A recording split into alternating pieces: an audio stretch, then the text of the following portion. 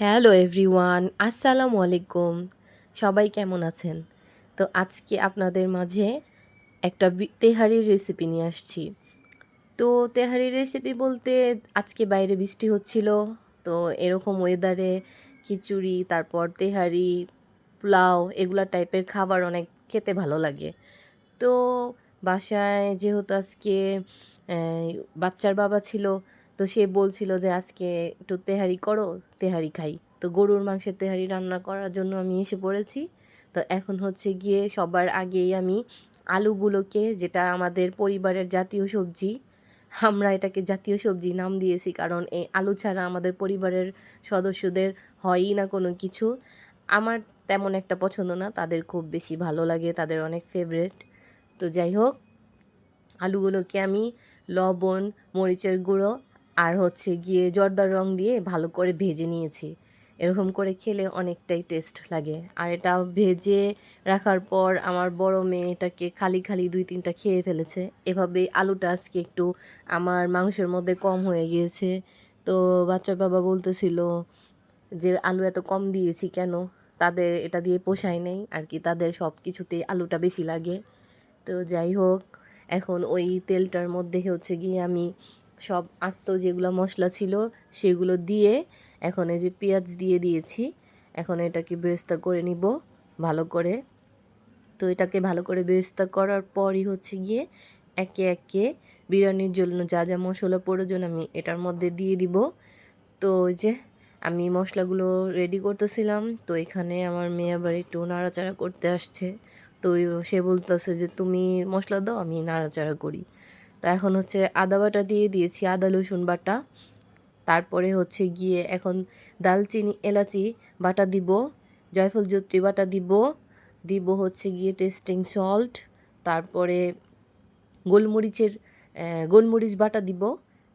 এক এক করে যেগুলো আর কি বাটা মশলাগুলো আছে সেগুলো দিয়ে নেব ফার্স্টেই। তো ওই যে এখন এই যে দিচ্ছি, সে নাড়াচ্ছে, আমি দিচ্ছি, সে নাড়াচ্ছে। তো দিতে দিতে হচ্ছে গিয়ে পরে আবার যে রাঁধুনি বিরিয়ানি মশলাটা যে ছিল সেটাও দিয়ে দিব।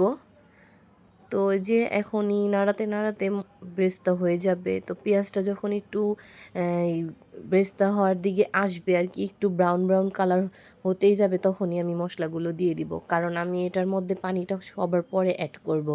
এটার মধ্যে আবার মাংস দেওয়ার পর হচ্ছে দিয়ে টক দই দিব। তো এখন এই যে যেটা দেখতে পাচ্ছেন সেটা হচ্ছে যে আমার ঘরে করা হচ্ছে যে টমেটো সস। তো আমি বিরিয়ানির মধ্যে সসটা দিই, খুবই টেস্টটা ভালো আসে। এখানে যে মাংসগুলোকে ছোট ছোট করে পিস করে কেটে রেখেছিলাম ধুয়ে, এখন এই যে দিয়ে নিব। এখন মাংস দেওয়ার পর মজার বিষয় হচ্ছে সে আর এটাকে নাড়াতে পারছে না, এখন বলে আম্মু তুমি নাড়াও। এটা এখন ওর কাছে ভারী মনে হচ্ছে। তো এই যে আমি এটাকে ভালো করে কষাবো, এখন কষাতে থাকবো। তো এটা কষানো হয়ে গেলে, কষানো আর কি হচ্ছে, তো তার মাঝে আমি বিরিয়ানি মশলাটাও দিয়ে দিয়েছি। তো যেহেতু আমি এটার মধ্যে আগে থেকে অনেক ধরনের মশলা ইউজ করেছিলাম, তো বিরিয়ানি মশলাটা সবটুকু এটার মধ্যে দিব না, কারণ মশলার পরিমাণটা একটু নিজের উপর বুঝ করে দিতে হয়। বেশি হলেও টেস্ট লাগে না, কম হলেও লাগে না।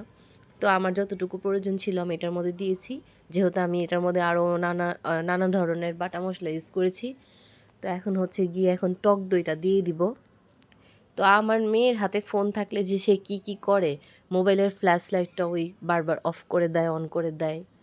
তো যাই হোক, এই যে এখন এটাকে কষাচ্ছি। তা আপনারা দেখতেই পেরেছেন আমি এই পর্যায়ে এসে এখন পর্যন্ত এটাতে পানি ইউজ করিনি।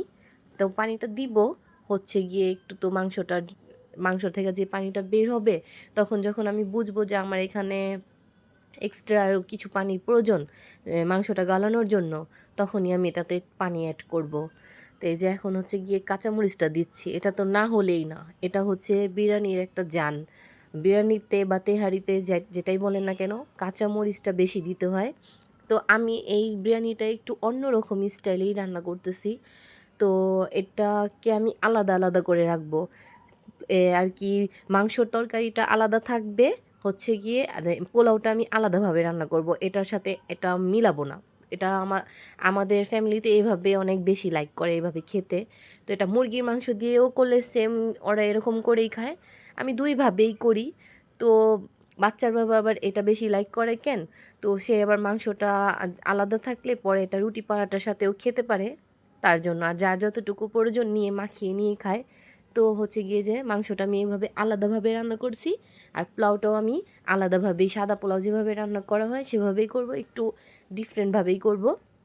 তো আপনারা দেখতে পারবেন পুরো ভিডিওটাতে। তো আমার আবার যে মনে হয়েছিল কিছু কাঁচামরিচ আরও প্রয়োজন, তো দিলাম, এই যে এখনই পানিটা দিয়ে দিয়েছি। তো এখন আস্তে আস্তে করে এটাকে পুরো ভালো করে কষিয়ে নিব। তো কষাতে কষাতে হচ্ছে গিয়ে এটা হয়ে যাবে। এটার উপরে যখন তেলটা উঠে যাবে তখনই মাংসটা রান্না করা হয়ে যাবে। তো এখন হচ্ছে গিয়ে যে আমি এটাকে কষাচ্ছি, আর কালারটা এত সুন্দর এসেছিল।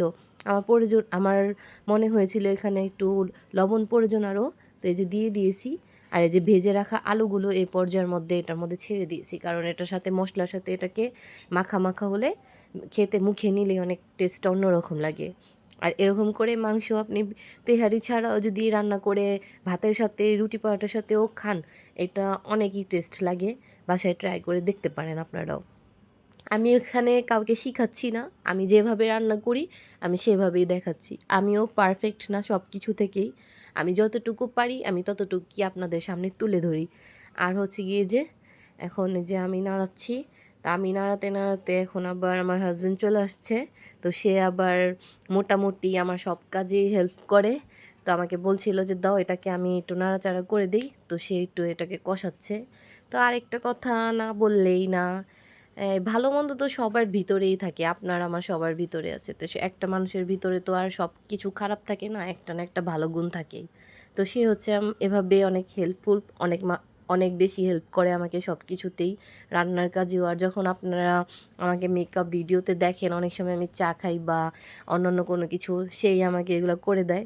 তো এটা কোনো খারাপ কিছু না, নিজের স্ত্রীর সাথে কাজে হেল্প আমাদের নবীজিও করতো। আর এইভাবে মিলেজুলে কাজ করলে সংসারের কাজও আগে বাড়ে, আর সব কিছুতে মিল মহব্বতও থাকে। তো হচ্ছে গিয়ে এগুলা অনেক মানুষের মাথায় যায় না।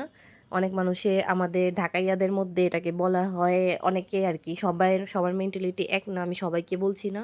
কিছু কিছু মানুষ এরকম আছে, তো যারা বউয়ের কথা শুনে বা বউয়ের কাজে হেল্প করে তাদেরকে বলে কি বউ ভাউরা আর কি, যেটাকে আমরা বাংলা ভাষায় বউ পাগল বলি। তো গাইস আমি এখন আপনাদেরকে বলি, দেখেন তো কেমনটা লাগে।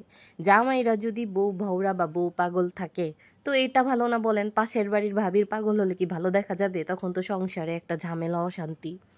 পাশের বাড়ির ভাবির পাগল হলেও চলবে না, না অন্য কোনো মেয়ের পাগল হলেও চলবে না। তো এর চেয়ে ভালো তার হালাল স্ত্রীর ভৌরা যদি সে হয়ে যায়, পাগল হয়ে যায়, বউ পাগল হয়ে যায়, তাহলে তো অনেকটাই ভালো, ঠিক না? আমি বলি আপু ভাই ভাইয়ারা যারা আছেন তারা বউয়ের ভাওড়া হয়ে যান, মানে বউয়ের পাগল হয়ে যান। এটাতে সংসারে কোনো দিকের থেকে লস হবে না, এটাতে আপনারই লাভ, ঠিক আছে? আর যেসব আপুরা দেখছেন আমার ভিডিওটা, তারা আপনার হাজবেন্ডকে দেখাবেন যে এই আপুটা এটা বলেছে, তোমরাও আজকে থেকে আমাদের কাজে হেল্প করবে, আমাদের পাগল হয়ে যাবে। তো যাই হোক, আপনাদের সাথে কথা বলতে বলতে এখানে হচ্ছে গিয়ে আমি পোলাওয়ের জন্য যে যা যা আস্ত মশলাগুলোর প্রয়োজন এখানে দিয়ে দিয়েছি। এখন পেঁয়াজটা হালকা একটু করে ভেজে নিব, ভেজে নিয়ে যে পানি দিয়ে দিয়েছি। পানিটা দেওয়ার পর আদা রসুন বাটাটা দিয়ে দিয়েছি। এখন এটাকে নাড়াবো। পোলাওয়ের আর কি, যেভাবে আর কি পোলাওটা রান্না করে, আর আমি যেভাবে রান্না করি ওইটাই দেখাচ্ছি। তো এখন হচ্ছে গিয়ে যে এখানে কাঠবাদাম বাটা ছিল, সেটা দিয়ে দিয়েছি। আর পানিটা আমি রান্নার মধ্যে টোটালি পুরোটাই গরম পানি ইউজ করেছি। আর আমি পোলাও ২ রকমভাবে রান্না করি। একটা হচ্ছে গিয়ে যে এরকম করে ভেজে, যেহেতু কারেন্টের চুলায় রান্না করতেছি, তো কারেন্টের চুলায় এরকম করে রান্না করলেই আমার কাছে সহজ মনে হয়। আর সেভাবে রান্না করলে পানিটা ফুটতে সময় নেয়, পোলাওটা একটু নরম হয়ে যাওয়ার রিস্ক থাকে। তো আমি সচরাচর যখন ভুনা খিচুড়ি বলেন, পোলাও রান্না করা বলেন, আমি তখন পানিটা আগে থেকে ফুটিয়ে নেই। তো ওই পানিটা ইউজ করি। এখন হচ্ছে গিয়ে এখানে ৩ টেবিল চামচ গুঁড়া দুধ ছিল, ওইটাকে আমি ভালো করে ফেটিয়ে রেখেছিলাম। এখন এটার মধ্যে ইউজ করছি, যে দিয়ে দিচ্ছি। আর আন্দাজ করে রেখেছিলাম পানিটা, তো আমি এখানে আস্তে আস্তে করে পুরোটা পানি দিয়ে দিব। আর গাইস, কারেন্টের চুলার মধ্যে রান্না করাটা অনেকটাই টাফ, সব জিনিস লেগে যায়। এই জিনিসটা একটু বিরক্তকর, কিছু করার নাই, যাই আছে। কিন্তু রান্নার মজার দিক থেকে আমি বলবো না যে এটা চুলার উপরে ডিপেন্ড করে না, এটা মানুষের উপরে, মানুষের হাতের উপরে ডিপেন্ড করে। অনেকে বলে কারেন্টের চুলার রান্না নাকি টেস্ট হয় না, কিন্তু আমার কাছে এরকম কিছু মনে হয় না। সব কিছু হচ্ছে নিজের উপরে। আপনি মশলা, তারপরে জিনিস জিনিস যেরকম দিবেন সেরকমই হবে। তো এখানে আমি একটা কিছু ওই যে সিট না কি বলে ওই টুকরাটা দিয়ে দিয়েছি। তাওয়া দিলে আর কি একটু বেশি ওয়েট হয়ে যায়, তো আমি এটা দিলেই আমার কাছে ভালো মনে হয়। তো এখন এই যে দেখেন অনেকটাই পোলাওটা হয়ে এসেছে। তো আমি এখানে হচ্ছে গিয়ে এখন দমে বসিয়ে দিব। তো তার আগে হচ্ছে আলু বোখারা আর কিছু কিশমিশ দিয়ে দিয়েছি। তো এখন এটাকে এই যে ভালো করে নাড়াচাড়া করে সুন্দর করে গুছিয়ে নিচ্ছি চারদিক থেকে। এখন এটাকে দমে বসিয়ে দিব। তো আমি রান্নাবান্নার যতটুকু আমি যেভাবে পারি আমি সেভাবেই আপনাদের কাছে বলছি। একেকজনের রান্না করার স্টাইল একেক রকম। কারো সাথে কারো মিলবে না, এটাই স্বাভাবিক। তো এখানে আমি যে জর্দার রং গুলিয়ে রেখেছিলাম সেটাকেও দিয়ে দিয়েছি। এটা দিলে পোলাওয়ের কালারটাও সুন্দর আসে, দেখতেও অনেক ভালো লাগে, খেতেও একটা সেন্ট আসে ভালোই। আর এখন এটাকে একটু গোলাপ জল একটুখানি দিয়ে দিয়েছি। কি বলে দেখেন গাইস, আমি রান্না করি, আমি জিনিসের নাম বলতে পারি না, আর আপনাদেরকে আমি কি বলবো আর কি শিখাবো বলেন তো।